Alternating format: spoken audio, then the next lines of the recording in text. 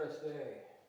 I've already warmed up, done my warm-up sets, done 2 working sets, so that maybe today we'll focus a lot more on the last working set, flip this whole thing around, and like I've said before, take advantage of time.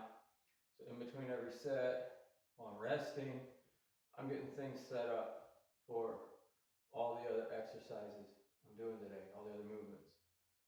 For the most part, they're behind you, set up behind the camera, whatever. So we'll hit all this one more time, then turn around and do that, and just thinking about, talk about adversity, how to deal when things aren't going the way you want them to, and how that's going to affect your whole life, right? Your training, your job, your family, all that stuff, and approaching it, the right way so you can deal with it. So let's get this last set done, and then we'll get into that kind of stuff.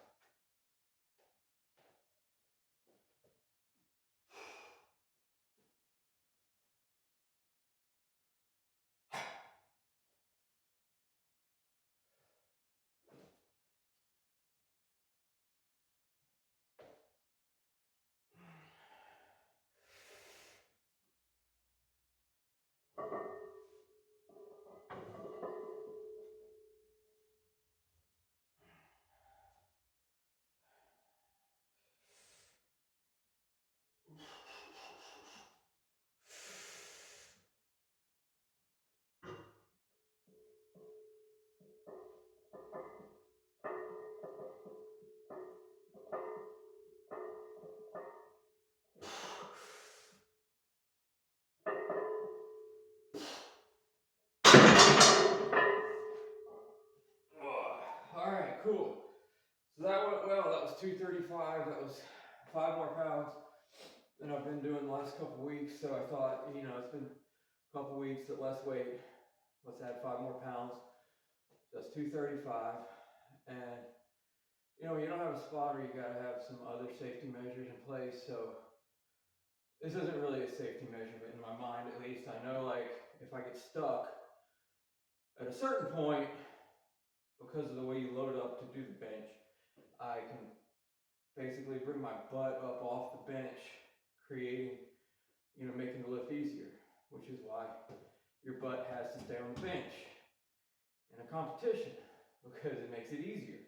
So I know if it's getting stuck going the wrong way, I can fight it up by leg driving my butt up off the bench. No collars. So if it gets real bad, I just dump this whole thing. Who knows, y'all might see me do that one day. We'll find out. But the big thing is, today's video may or may not have happened today. So let's flip this camera around and maybe I'll explain why. So yeah, with the gym the way it is here, it's like a long corridor of amazing weightlifting stuff. So we turn this around, and then we're gonna swing the light around. And that's about all the fancy work we're gonna do, because I'm too busy to worry about editing and camera angles and all that stuff. So that's probably gonna work as good as, yeah, that's good enough. So you can see I got this thing set up here for pin press. Then we've got the dip tower. We're going to do that today with the weight. And I got the decline bench set up here already. So like I said, in between, all my sets with my resting time, I'm spending it being productive. Because you don't have all day to just dilly-dally around and do whatever. So one thing I didn't set up yet. So what's the deal? Like, why did I say this video might not happen? Because this video would have happened one way or the other, sooner or later. But it's on time. It's on the right day. It's at the right time, surprisingly. Because my youngest daughter is not feeling well. serious, and we're dealing with that. So, what's the best way for you to handle adversity? Doesn't mean you never change no matter what. You gotta be flexible. But at the same time, you have to maintain your spiritual health, your physical health, your emotional health, your mental health. All those things have to be right, or you're not going to be any good for anybody else. So, as much as you can, you stick to those things that are your priority. Might have to be flexible, might not be able to wake up when you want to, might not be able to read, pray, lift, and do all these things exactly the way you always do, but you have to maintain those things, because what good are you if you're falling apart when people need you? It's like, it doesn't compute in my mind. So yeah, I'm still going to live, just maybe not, when I normally would. We'll just see how that goes. Maybe Friday video won't happen until Saturday or Sunday, or maybe it'll have to happen Thursday. It just depends on what the doctors say. Work, same kind of deal. You have to work to pay your bills. You just quit your job because life got tough, but you still have to figure out the best way to do it and take care of your family. But that's why you had the job to start with. You see how complicated this thing can get if you let it. But at the end of the day, you have to remember everything's good. Everything happens for a reason. And when you know what the reality is, then you can handle it with truth. And that's really the plan right now. When we know what there is to know, we just handle it. So right now, we're going to handle some pin pressing. I haven't done these in a while, so start with 185, see how it goes from there. If it's too light, we'll add some weight. I tend to start too light a lot because I just don't, when you rotate through a bunch of exercises, especially something like this that I haven't done in so long, I don't want to, throw something on there that's too much. I want to feel it out, get the right number, and work with it. But these are great from getting your starting point at the bottom and blasting up. Because a lot of people, of course, for good reason, you're going to get stuck at the bottom. Usually where you fail a bench. And so why not isolate and attack?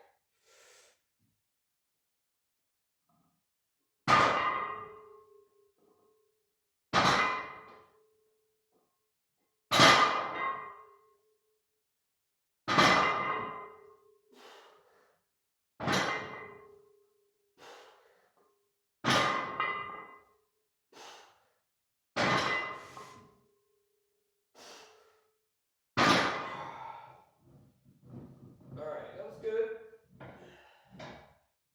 Gotta get this out of my way. Smush my head. Alright, here we go. So it's and I stopped there because I didn't want to do too many, because that was a little light. But ain't nothing wrong with that. We're gonna keep on going. So, what's something in your life that never changes, no matter what? Because kind of a little counterintuitive there. So like, yeah, everything changes and you got to deal with this and that. Well, I can think of one thing that's never going to change. And that's God. He's never going to change. So, grabbing some more weights from over here. But if God doesn't change, then you can rely on that one point to be the foundation, to be the constant, while everything else might be changing and chaotic. So if I was going to pinpoint maybe a statement to base this whole situation on, I would say, don't know where to find it in Job, but it's in there somewhere. In fact, he might have said it more than once. I don't remember. But it finds itself into a lot of songs, Christian songs at least.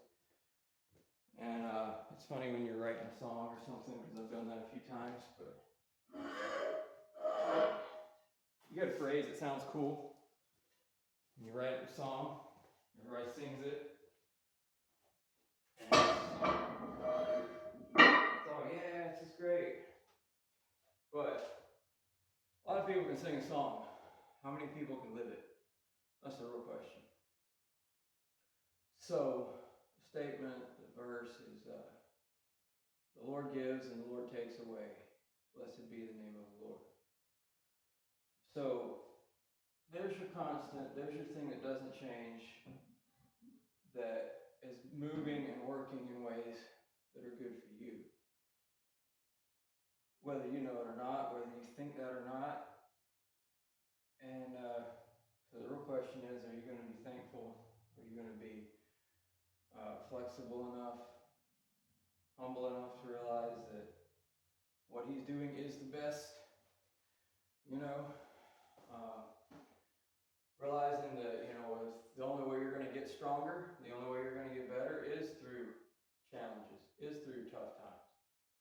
As much as you don't like it, you're not going to get any better, any stronger. You're not going to make any progress when everything's easy and you're just sitting on the couch.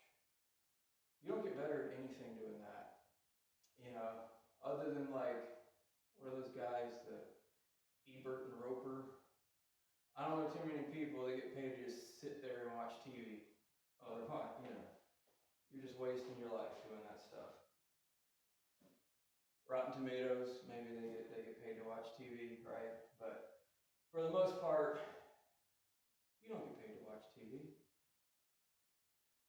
So why are you wasting your life?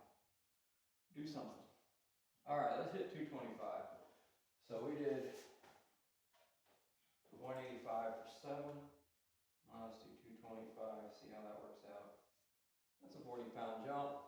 I would think, since that's almost as much as I did on the regular bench over there, I would think this would be hard. But I know I've done this or more. I can't remember. But let's do it. And I guess we're not playing music today because YouTube, doesn't matter how soft I play it, they always copyright me. I don't get it. If they copyright me today, that would be hilarious. Maybe according to Bible verse, it's copyrighted. YouTube, you suck. All right, so we're gonna hit.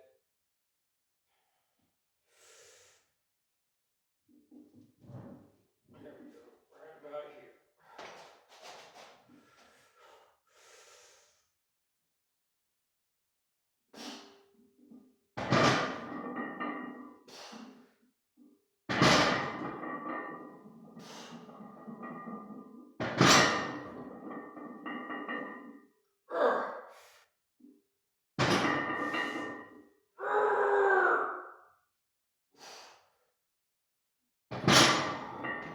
Yeah, that was hard.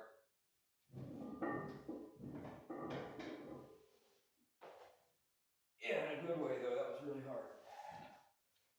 That's what I wanted, man. I want the challenge. I'm not gonna get better if I take the easy way out. You know, you don't get better by, what's some of the things people, well, they ignore problems. Can't do that here, you know. They sort of denial, that's the word I was trying to think of. They live in denial, like this problem isn't really the problem, you know. But, and then you got the people on the opposite side, right? They just create doomsday scenarios in their mind all the time, right? Oh man, it's, you know, it's so bad. Well, I like to deal with things, and this little phrase I heard a preacher say a long time ago, applies to everything, if you really think about it. Truth and reality. Truth and reality. So, deal with truth and reality in a situation is, well, first of all, there's a lot of unknowns. So, there's no need in spending a lot of time thinking about the unknowns when you need to be focusing on what you do know and acting on what you know. So, I mean, we have to be aware of the unknowns. We have to know what this could be from here to here, you know, and anything in between. This is where the situation is going to end up somewhere. All right, but what we do know is A, B, and C, so our actions need to be based on those things. So, really, it's like, you got, again, like I said, your spiritual health, your physical health, and when those things are right, they really take care of your mental and emotional health. Because then you can almost, you know, your emotions will just stay in check, because, you know, they're not really, you know, emotions will like what, lie to you or whatever they say about them. But when you're dealing with like truth and reality and making action based on, you know, what you know, there's really no room for emotions to take over there. Emotions start taking over when you're playing around in these areas that you don't need to be in anyway. You know, that's the real issue. So let's try another one of these, because it was nice. I mean, it hit hard. That's the goal, right? Hit hard, make it hard. Yeah. Then we'll do the weighted, you know, the dips over here. So might as well go ahead and set that up. Like I said, between sets, don't waste time. Catch your breath. Set things up. You know, I found, like, as I make these videos, even though I kind of do some stuff, gotta make sure I don't sit there, spend too much time talking to you. But what's going on personally right now would be a good life lesson, you know, for what's it gonna be? What are you gonna do when life throws you these kind of curveballs? And yeah. But when God says He's the same yesterday, today, forever, I mean, there's a lot that flows out of that statement. You know, we're not going to get into all those arguments right now because they're fun, but they don't pertain to the situation. So it just point out that if He can do what He did in the Old Testament, in the New Testament, in the time in between the Old and the New Testament, from a literary standpoint, not from a testament standpoint, all the way till, well, now, because technically, from a testament standpoint, this is still the New Testament. So, and He's always the same. So that says a lot, if you really think about it.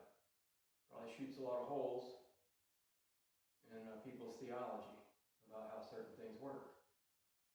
But that's okay. Maybe they need to change. Maybe they need to grow up and learn some things too. All right, everything's sort of calmed down. Let's bang out one more of these and get into the heavy dips. We want to blow up some stuff today. We want to just, you know, get a good work in today. Hitting angles, I guess, would be the best way to describe today from the workout standpoint. Yeah. Adversity and angles. That's what we'll call this video. Adversity and angles.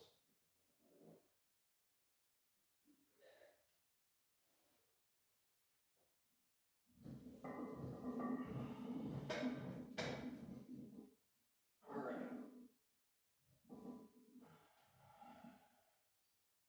So we did 5. So I do 5 more. That's the goal. 5.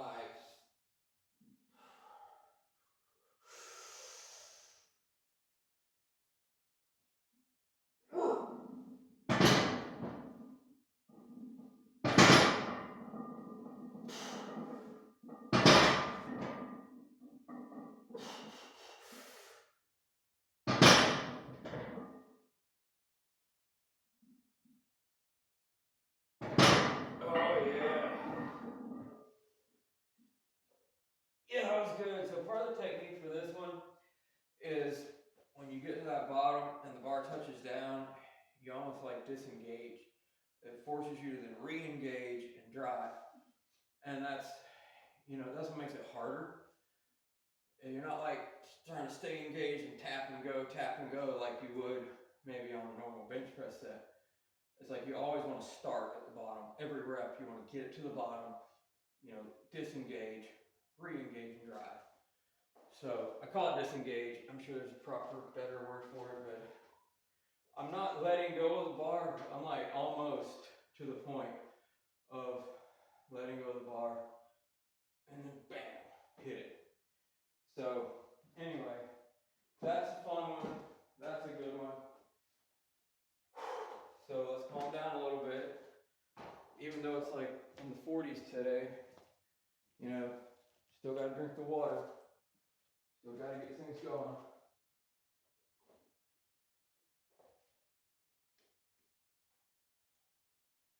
So they'll be, working out, working.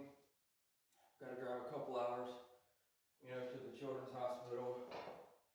Figuring things out, coming up with every step by step of the game plan. But it's like, meanwhile, keep yourself right so you can be there for the people you love,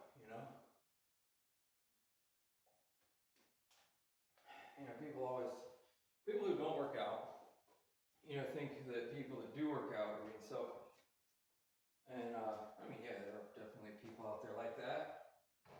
There are a lot of people that work out for the wrong reasons.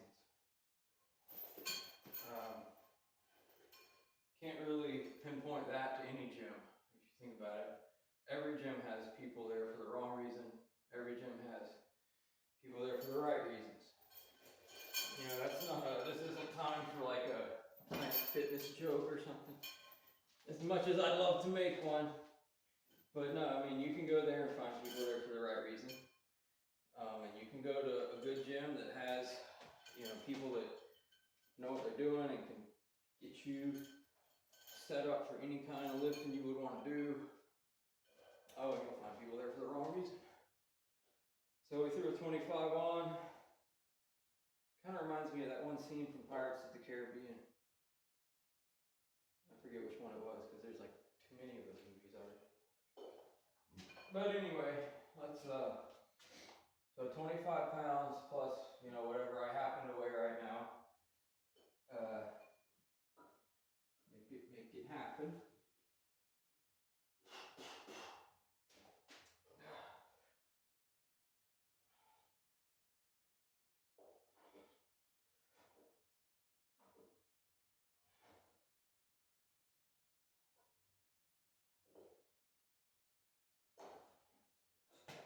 Nice. That's 10, that felt good. I don't mind going to 10 on like isolation stuff. I'm not trying to kill myself. I'm trying to get right to do the lifts I want to do in a competition. So it's not about, always doing 5 or this or that. It's trying to be strategic, make it work so we got ourselves in a good place when the time comes. But so we'll do a couple more of these.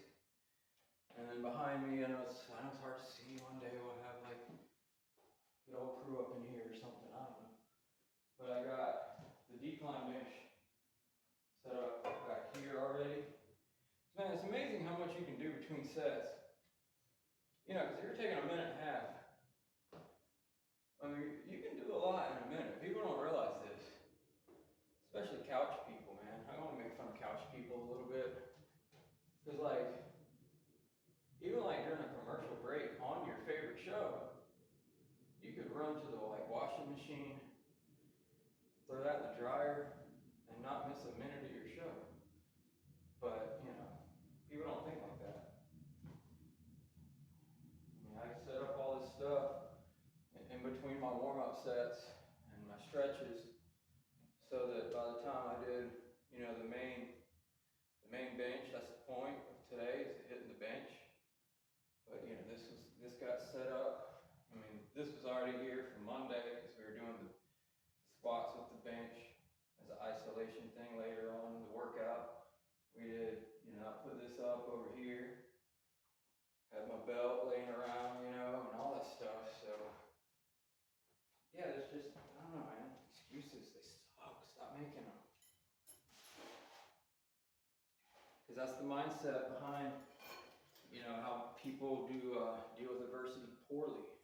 They play the what if game, they make excuses, play all that mental gymnastics stuff. So let's stop doing that.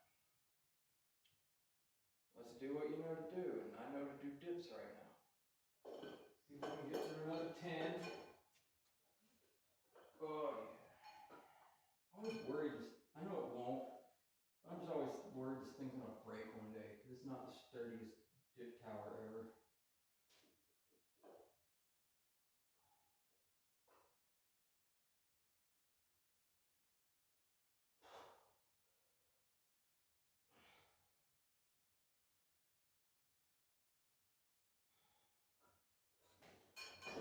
But that reminds me, my son wants to get into welding.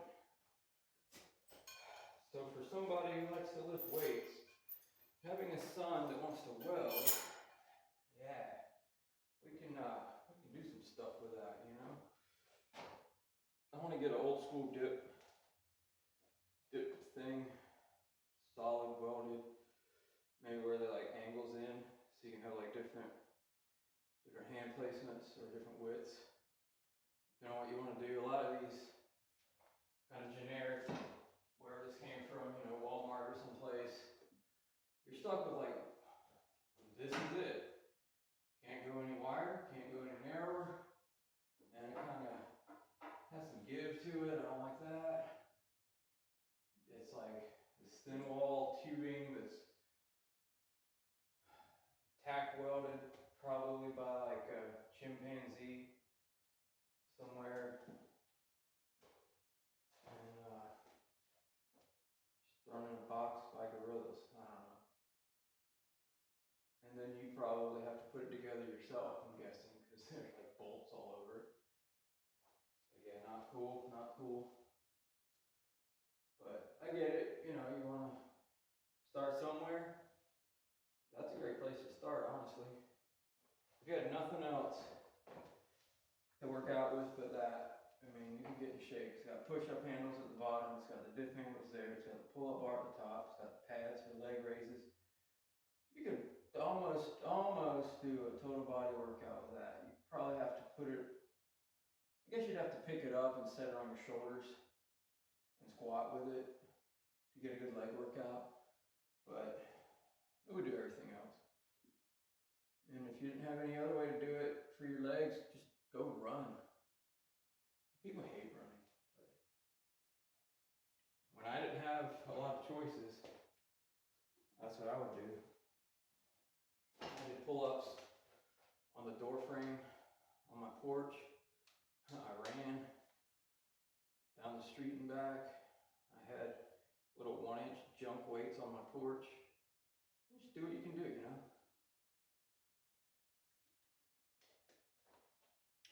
Look, call that adversity if you want. Nothing compared to this. This situation's a lot more serious than not being able to have a gym at your house. Alright, so ironically, this feels really good. Just like stretching you out, having this weight pulling on your hips. Just don't think too hard about how hard your arms are burning, I guess. I don't know. Oh no, my pen is about to go out on me. Darn it. That's sad. This was a good pen. Alright, set number 3. Yeah, we're going to have to replace this pen.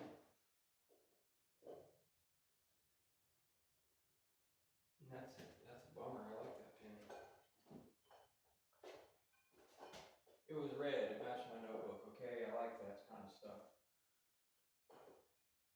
But I don't live off of it, but definitely like it.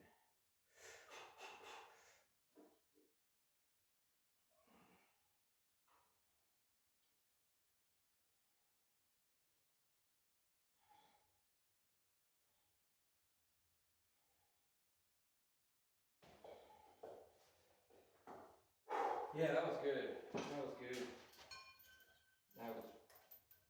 I haven't really done dips with a weight in a while. No particular reason. Just happened. I think some of it might have been just supersetting it with something else. Maybe that, maybe, I couldn't tell you, to be honest with you. I don't know. I don't remember. Sometimes it is fun to just go body weight with them and crank out 15 or 20. Or however many you can do, you know. Alright, decline is fun. Now decline, partly because of the bench, and partly, well, mostly because of just the angles and my personal biomechanics. Everyone's going to be different. I tend to take the decline bench a little closer. So, yeah, it works your chest, of course, but it's also going to hit my triceps pretty hard because of the way it's pulled in. And so, you know, our elbows aren't going to be out far at all. They're going to be fairly close to my body, which means the tricep engagement is significant on here compared to on a regular flat bench, where you're trying to get it to be about 50-50, or some sort of ratio where, you know, you can maximize the lift. So anyway, enough about that. You'll figure it out, start doing them. The best way to do it is to do it, not to watch other people do it.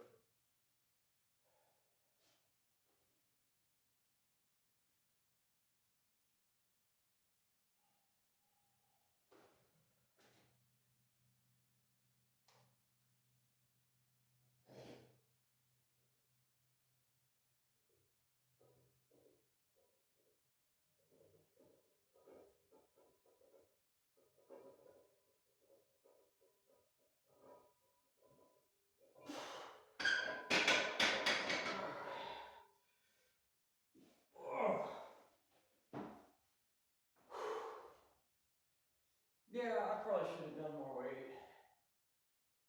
Started at 155. That was my fault.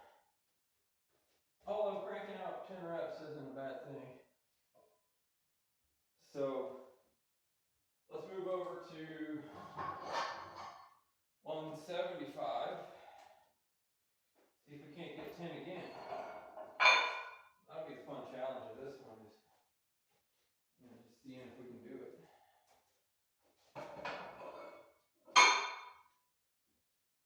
You know, I have a lot of 1-inch stuff and a lot of 1-inch bars. So I've just had this crazy idea. I'm just kind of thinking out loud, spitballing, like maybe get my wire, a little like MIG welder thing going on. Just set them up with different weights on them for the different things, and just like welding them in place, because those little screw-on collars, they're always getting loose and like stuff rattling around. And 1-inch stuff, I'm not going to say it's useless, because look, again, it's all I had at one point. But when you have all this other stuff, 1-inch stuff is almost useless unless maybe I do what I'm thinking about doing, setting the bars up for specific things. But then of course I can't add weight later without, you know, I don't know, but just some crazy idea I had. And sometimes I act on my crazy ideas. So we'll see. But, you know, for right now, let's just keep going with this. It's working. It feels good. Good stuff, moving in the right direction. So now we'll go 175. I'm going to pretend like I'm writing this down, because it's just what I usually do. Because I'm getting like faint traces of ink. I can fix that later. Not a big problem. Yeah, if we can do 175 for 10, that make me happy today. You know, especially because I moved it toward the end instead of doing it right after. You know, because a lot of times you do all your pressing together.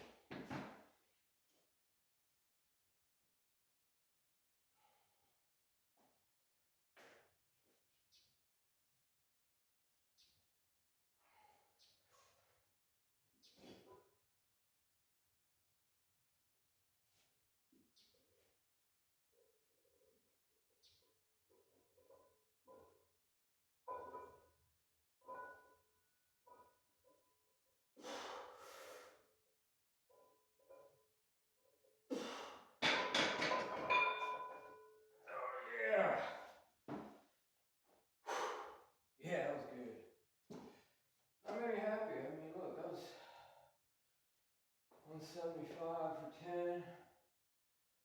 We'll just leave that there and do it again in a few minutes.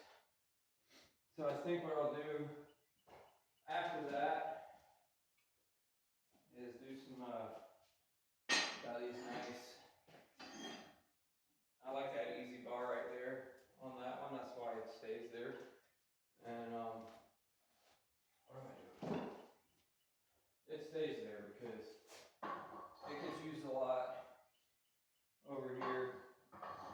We have those other easy bars, and you know, they're gonna hang on the wall. They'll get used some, and little by little, you know, get this place even more and more organized. It's gone through a lot of changes over the years, but it's good.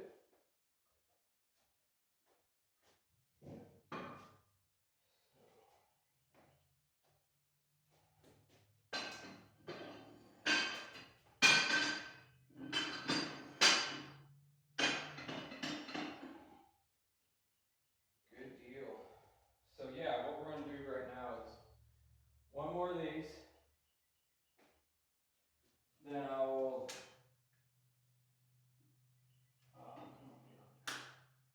then I'll just crank out some of these standing overhead tricep extensions. You know, it's almost like doing a skull crusher, but standing up. Get that bar like right behind your head and then drive it. So that's how I'm going to end it. So I'm going to wrap up the video right now and just, you know, just remember, stay healthy so you can help. So go out and have a good day if you want to.